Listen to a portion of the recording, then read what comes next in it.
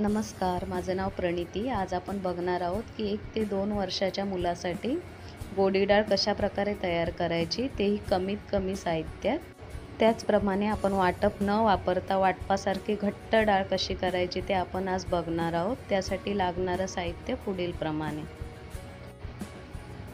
एक छोटा कांदा, लसूण, कढीपत्ता, मिरची एकच घ्यायची, मसूरची डाळ, एक छोटा बटाटा, हळद, जिरं, राई।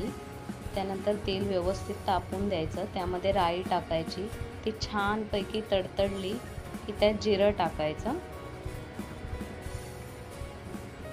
त्यानंतर लसूण जास्त करपवायचा नाही, थोडाच फ्राय करायचा। त्यानंतर मस्त कढीपत्ता टाकायचा, तोही जास्त करपवायचा नाही।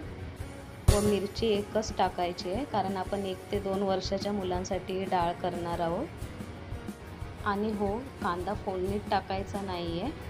त्यानंतर हळद टाकून लगेचच त्यावर डाळ टाकायची आहे, जेणेकरून हळद करपणार नाही। आणि पाणी तुम्हाला पाहिजे तेवढं नाही तर थोडं कमीच ठेवायचं आहे, जेणेकरून डाळ मस्त घट्ट होते।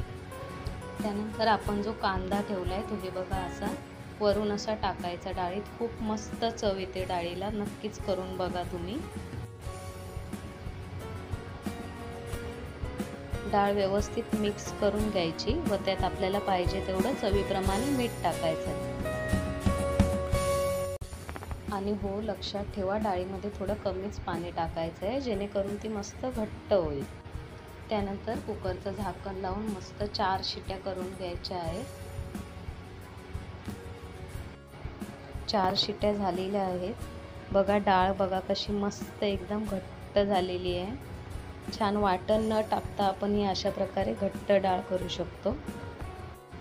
लहान मुलं खूप आवडीने खातात ही डाळ। आणि समजा तुमच्याकडे कोणी जर पाहुणे आले आहेत की त्यांना पटकन घरी निघायचं आहे, तर अशा वेळेसही तुम्ही अशा प्रकारची पटकन डाळ करू शकता।